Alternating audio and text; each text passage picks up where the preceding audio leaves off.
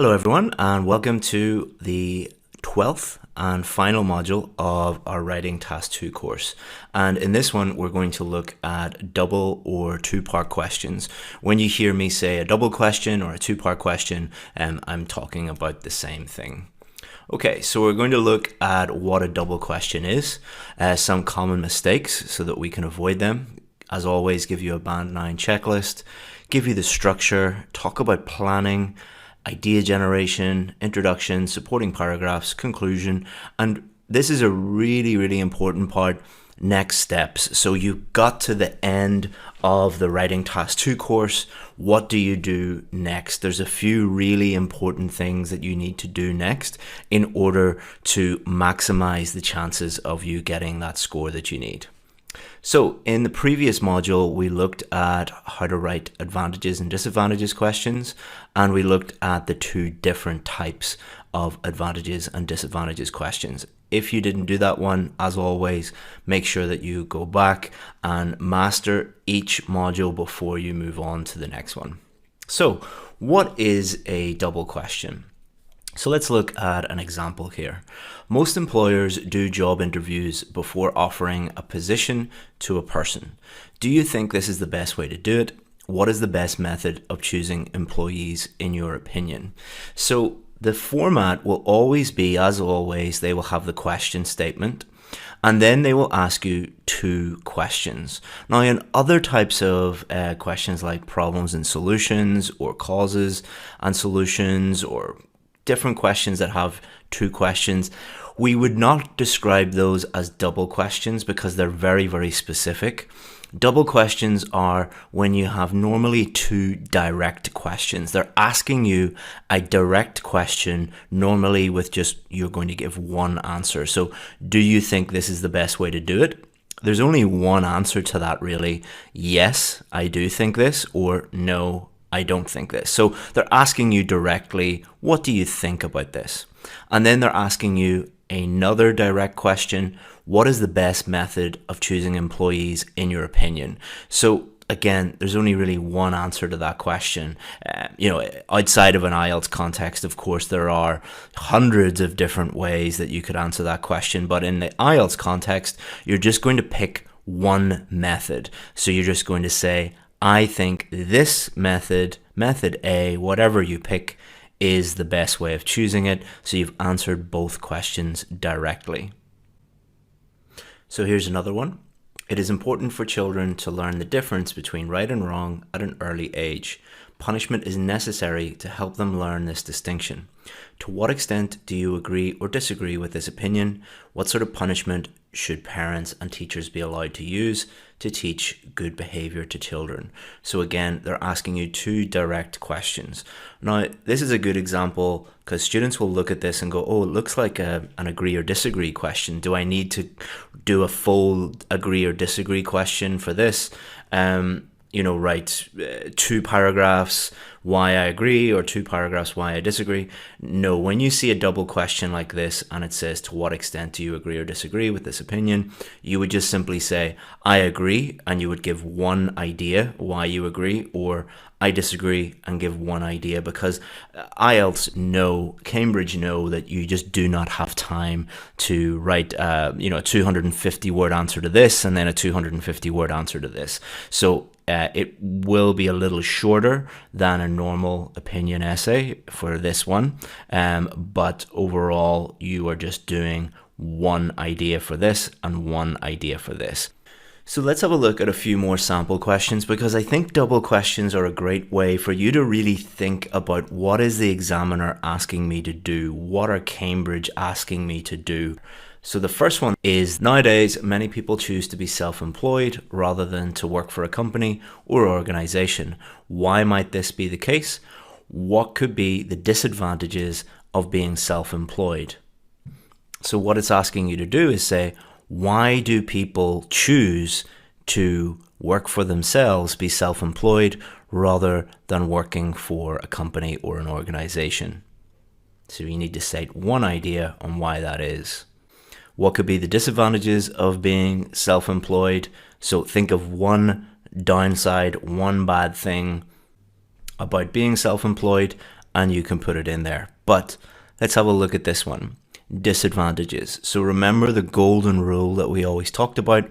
Answer the question. So we are giving you these structures, but on test day, something surprising might come up. Something that you are not expecting might come up. So we are telling you to put one idea in here, but we are also telling you that you must answer the question. And we've mentioned multiple times in the course that if it says plural, you need to put in plural.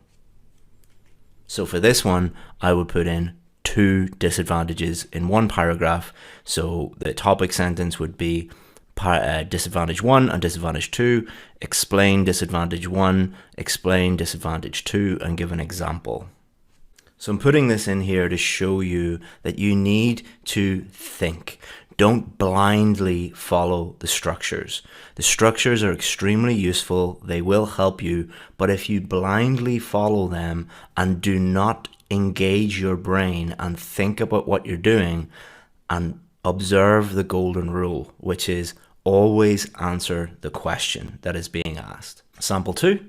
In some countries, owning a home rather than renting one is very important for people.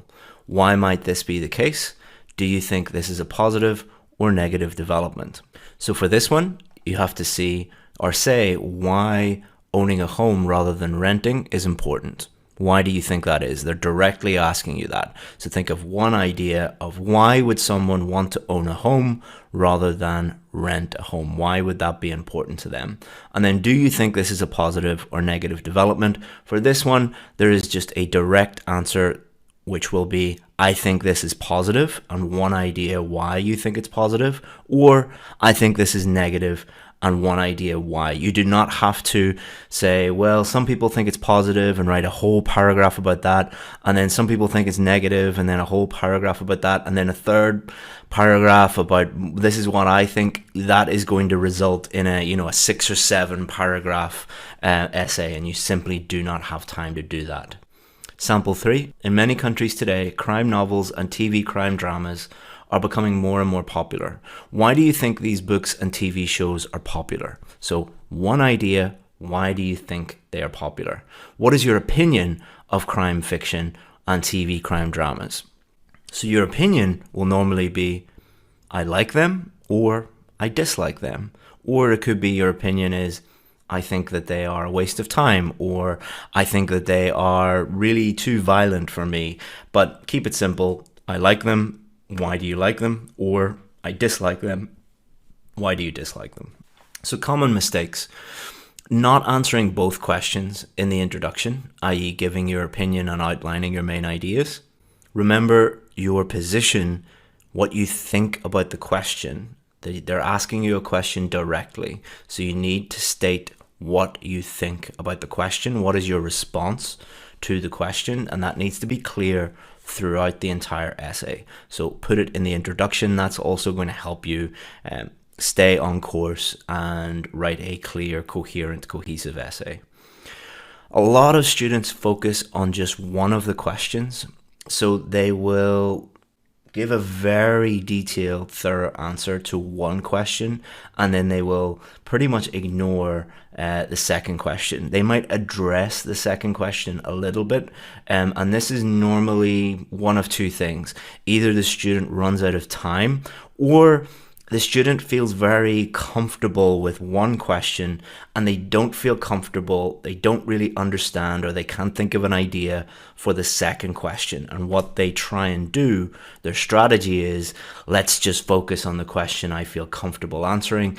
That is not going to help you. You need to fully address both questions. Also, many students try and answer these like an opinion question. So you'll often see students just taking one of the questions and then talking about like, I agree or I disagree, when it might not actually ask you whether you agree or disagree. Now, if it asks you, do you agree or disagree with this, or what is your opinion on this? Feel free to give your opinion. But if it's just a total direct question, or it says, what are the advantages of this? Then you're not going to be saying, in my opinion, I agree with this or anything like that. Again, answer the question directly. Always answer the question. And then we've already talked about this. A lot of students will see a double question, and one of the questions will be, is this positive or negative? Or do the advantages outweigh the disadvantages? Or some people believe this, some people believe that. And what they will do is try and answer it like a discussion question by saying, well, some people think A, other people think B, I think C, and then you end up running out of time because you've just try to attempt a 7 or 8 paragraph essay and you just don't have time to do that. Use the structure that we're going to give you. So, Band 9 checklist: give a clear position, viewpoint, or opinion in the introduction for both questions. Have 2 separate supporting paragraphs for each question, and if you do that, you're making it super clear to the examiner that you know this is a double question and you're addressing both questions. Fully develop main ideas in each supporting paragraph. Paragraphs should be relatively equal, not exactly equal, but relatively equal. Don't worry about counting the exact number of words or anything like that, but if the examiner sees that your first paragraph is like 120 words long and then your second main body paragraph is only 40 or 50 words long, that is a clear indication that you have focused on the first question and you have just addressed the second question, but you haven't really fully developed the second question. And then a short conclusion summarizing your main points and reiterating your opinion, your position, your viewpoint for both questions. So here's the overall structure. You should always use this structure. There are no exceptions to this for double questions.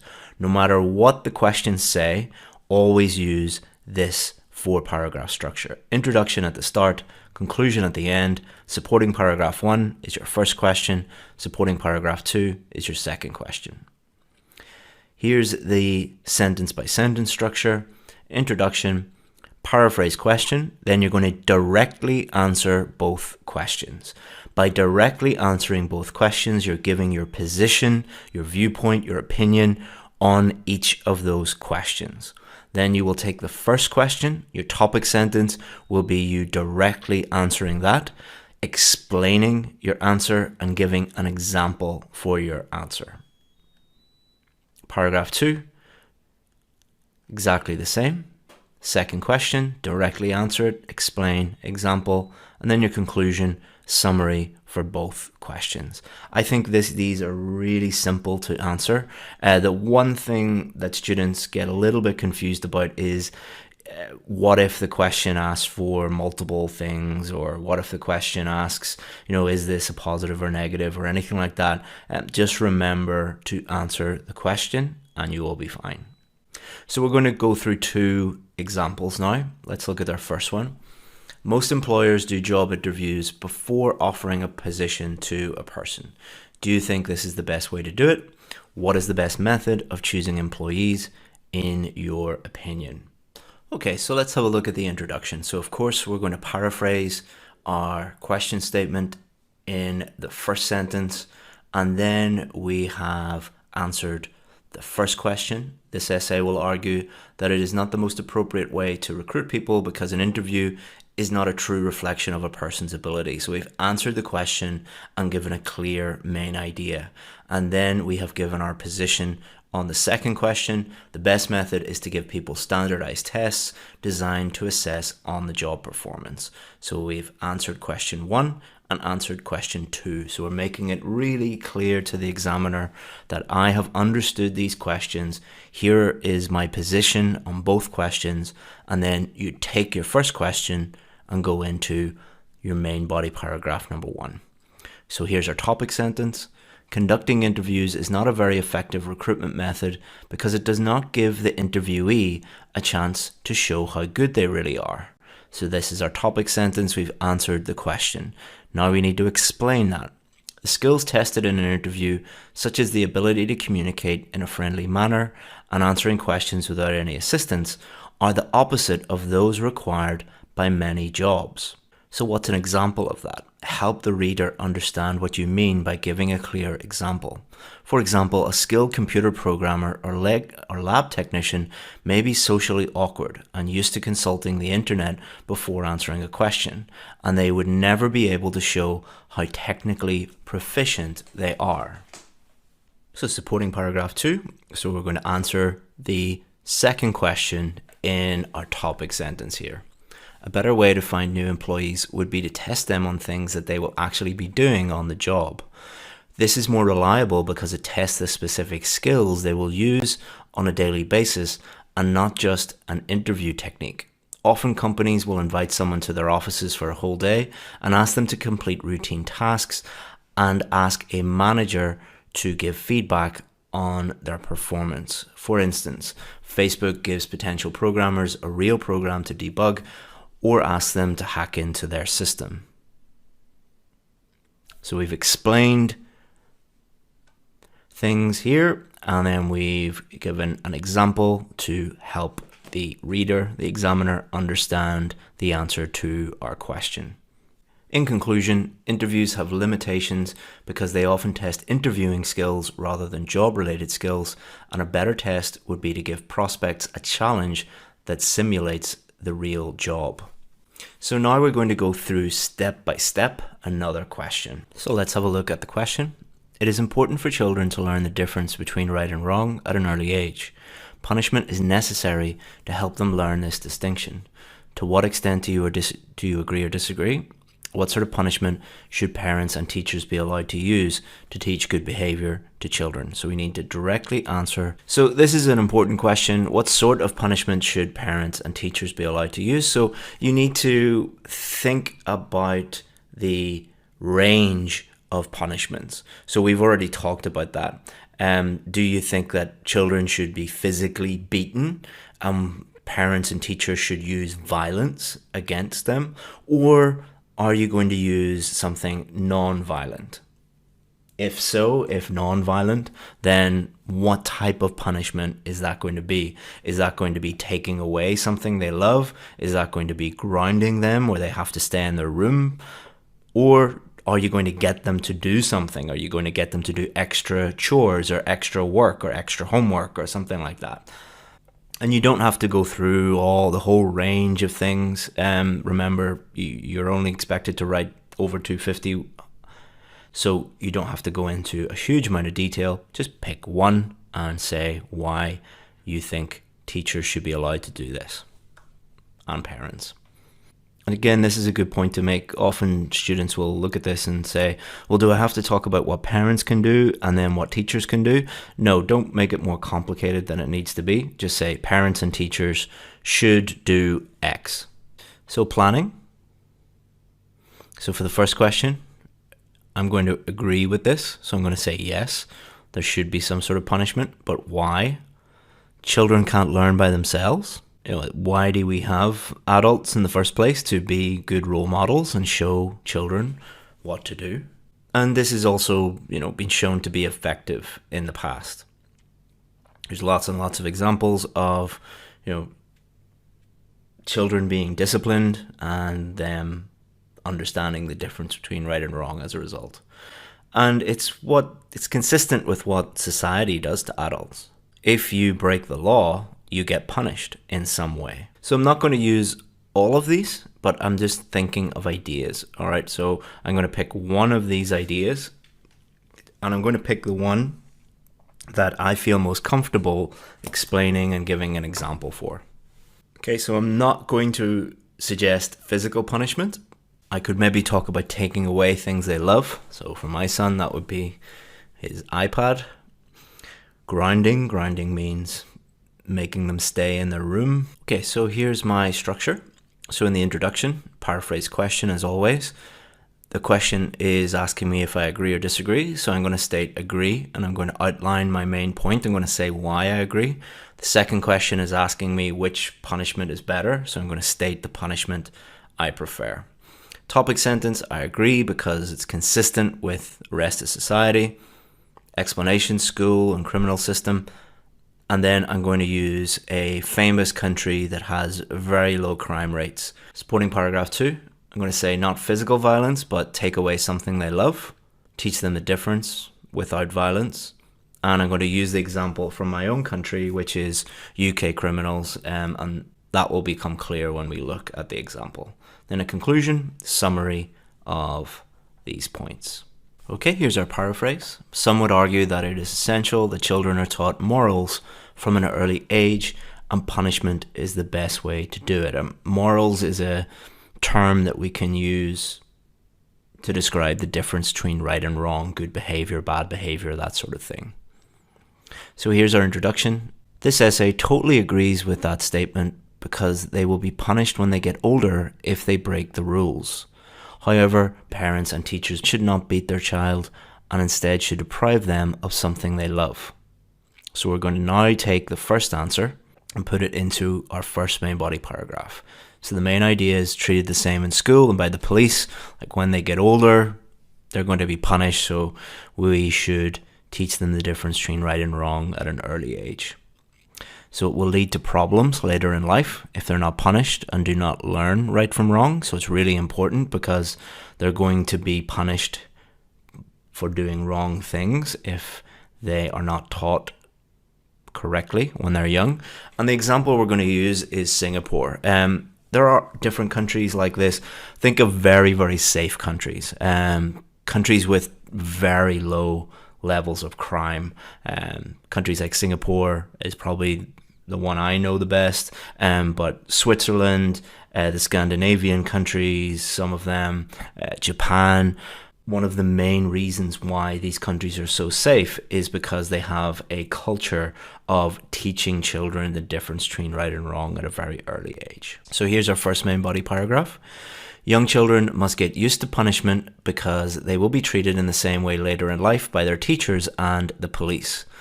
A lack of discipline at home often leads to delinquency later in life because the person has not been taught that there will be consequences to breaking the rules. Therefore, parents have a responsibility to punish their children to help them become responsible citizens in the future.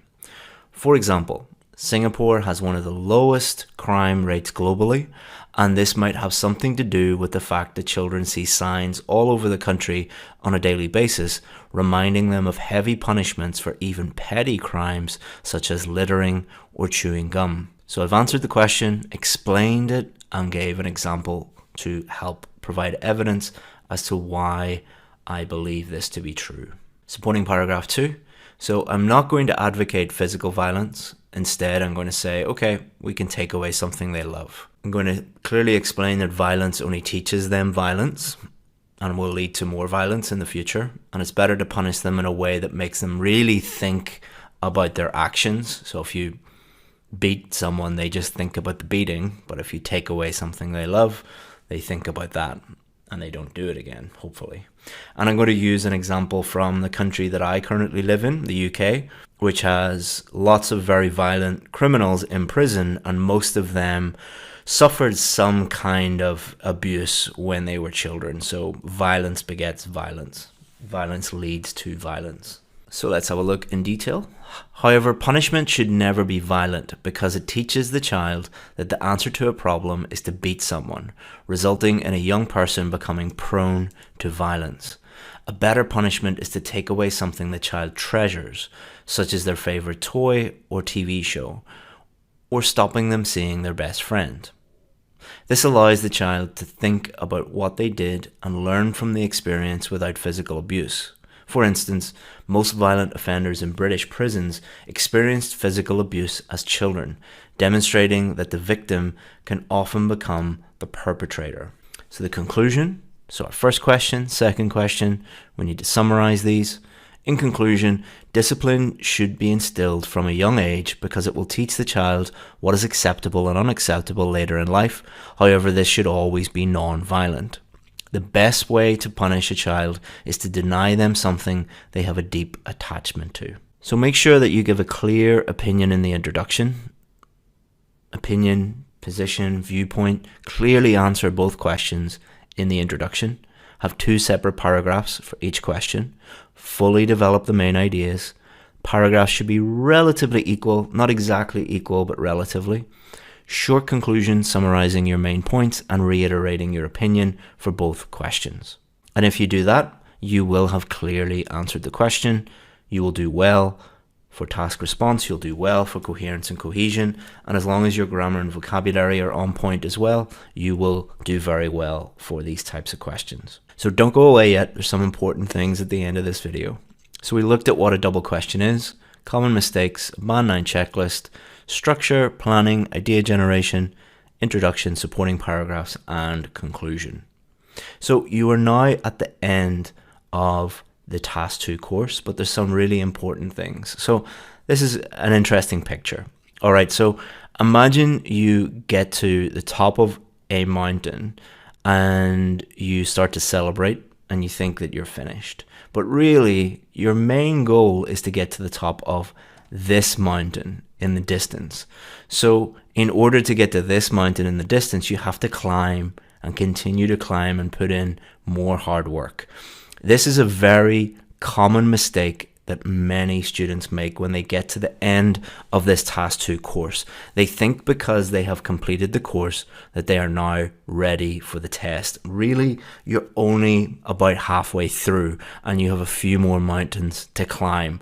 So do not think that you can just automatically go and do the test and you're going to be guaranteed to get a high score, because this is just one of the key steps and you have a few more key steps to go. So your next steps, review any modules you have not yet passed or understood completely. You will know this by if there are any modules that you are unsure about, that you haven't completely mastered, or there were assessments that you did and you didn't pass the assessment at the end of the module. If there's anything you're confused about, you need to go back and review this. Your goal is not to just get through the course. Your goal is to understand everything in the course, because you need to apply this, all of the lessons, all of the strategies, all of the techniques in the next step. I would also put your notes together. So at the beginning of this course, I told you that you should be taking notes throughout the course. A really good review technique is to go through those notes and put your notes all together. That could mean rewriting your notes, or it could just mean adding in some extra notes or organizing them. That is a really good way to put your thoughts and your knowledge on paper, because if you can do that, then you have mastered the strategies, and it is a really good way to review everything. Then what you should do is practice each type of essay slowly. Don't try and do everything at exam speed.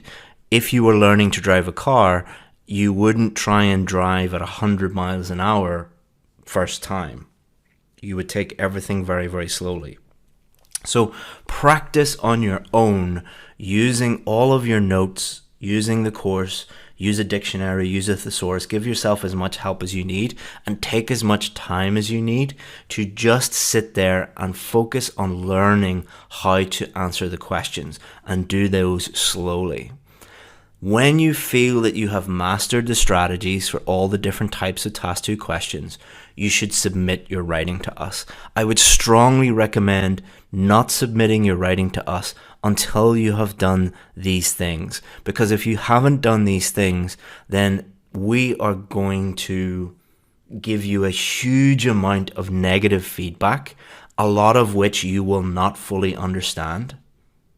And that is going to be very demotivating and demoralizing for you, because you're going to feel completely lost.